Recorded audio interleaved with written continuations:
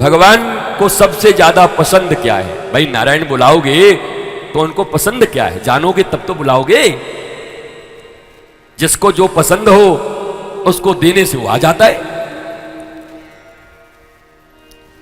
तो पूतना वध में तुमको ये दिखाई पड़ेगा कि भगवान ने पूतना का वध क्यों किया और पूतना का अर्थ क्या होता है। पूतना का अर्थ होता है जो पवित्र नहीं है। पूत माने पवित्र और ना माने ना।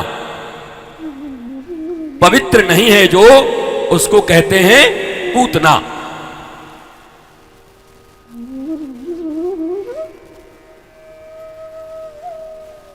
श्रीमद् भगवत गीता में भगवान से किसी ने पूछा कि तुमको दुनिया में सबसे ज्यादा पवित्र करने वाला कौन लगता है। अब भगवान का उत्तर सुनो। भगवान कहते हैं ज्ञान के समान पवित्र करने वाला इस धराधाम और ब्रह्मांड पर कोई और चीज नहीं है। ध्यान दो, बहुत ध्यान से सुनो। भगवान पूतना का वध करते। पूतना जब आई तो भगवान ने आंखें बंद कर लिया। अर्थात जो पवित्र नहीं है भगवान उसको देखना भी नहीं चाहते। ध्यान दो, जब पूतना आई तो भगवान ने आंखें बंद कर ली।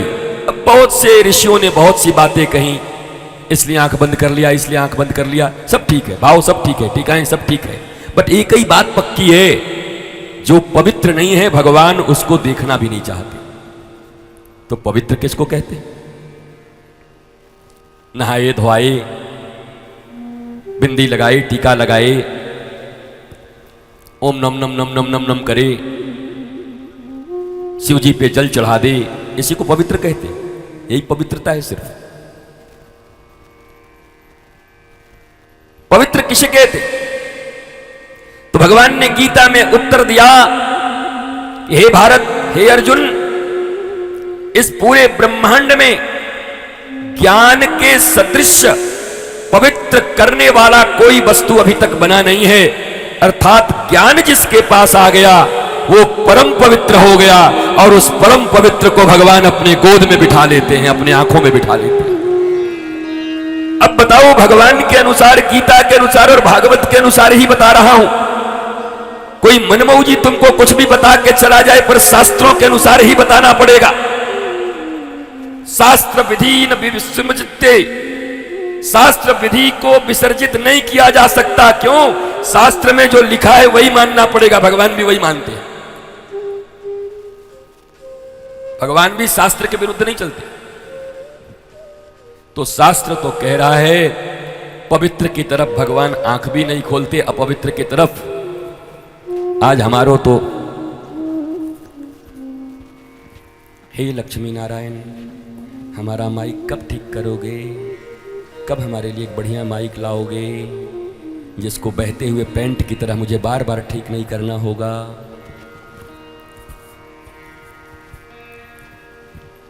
बहुत लोगों को लगता है भाई गुरुजी ये सब बात भी यहीं पर बोल देते हैं। अच्छा, तुमको हम बैठ के ये सिखाते हैं, जो अंदर रहो वही बाहर रहो, छिपाओ मत।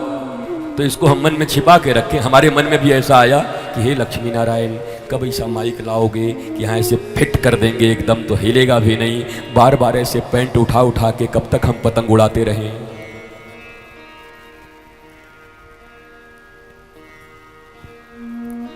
सात दिन की मलाइयों में चूना डालकर निकाल करके भगवान को पान खिलाने की विधि है। वो हमारो एक भी भारतवर्ष में अब तक औलाद ऐसो ना ही मिलो कि बह रहे माइक को ठीक कर सके। पर छाती सब फुलाए हुए हैं। कोई अगर कह दे, कहें हमको जानते हैं कि नहीं, हम डायरेक्ट गुरुजी से संबंध है मेरा, हम निस्वार्थ भाव से रहते हैं, फालतू बात मत बोलिएगा हमसे। यहां जितने भी हैं सब निस्वार्थ ही हैं। महा झूठे और प्रपंचकारी लोग हैं। इस दुनिया में जो कहता है कि मैं निस्वार्थी हूं, झूठा आदमी है। निस्वार्थी का मतलब तो अकर्मण्य है। स्वार्थ का अर्थ भी नहीं जानता। मेरे जीवन की पहली पुस्तक लिखी हुई है, काश मैं स्वार्थी होता, काश मैं स्वार्थी होता। हिंदी तुमको नहीं आती। स्वार्थ का अर्थ होता है स्वधन अर्थ। स्व का मतलब निज, जो रियल मैं हूं उसका अर्थ, उसको कहते हैं स्वार्थ। स्व को बनाने में जो अर्थ लगता है उसको कहते हैं स्वार्थ। और तुम कहते हो मैं निस्वार्थी हूं, प्रपंची झूठे हो।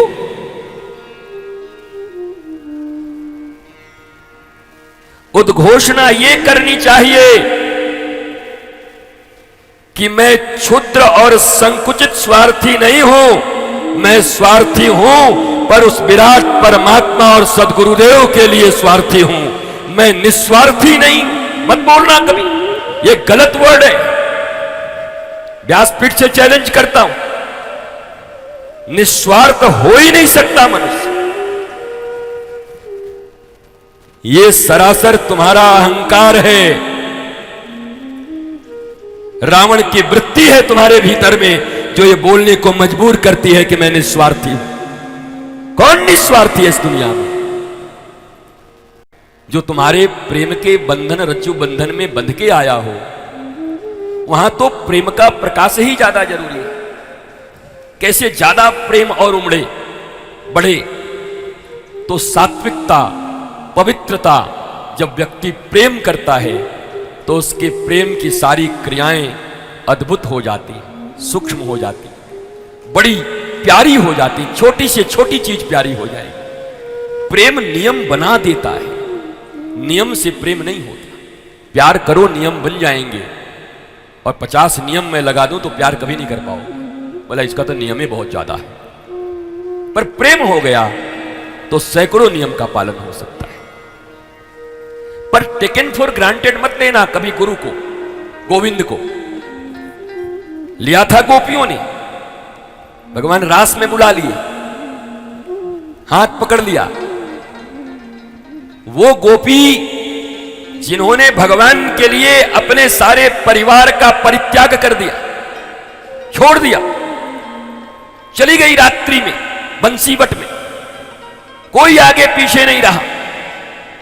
लेकिन वहां पहुंचने के बाद भगवान ने जैसे ही हाथ पकड़ा तो गोपियों के मन में अभिमान हो गया, हम भी सुंदर कम थोड़ी हैं, भगवान हाथ पकड़ा है मेरा।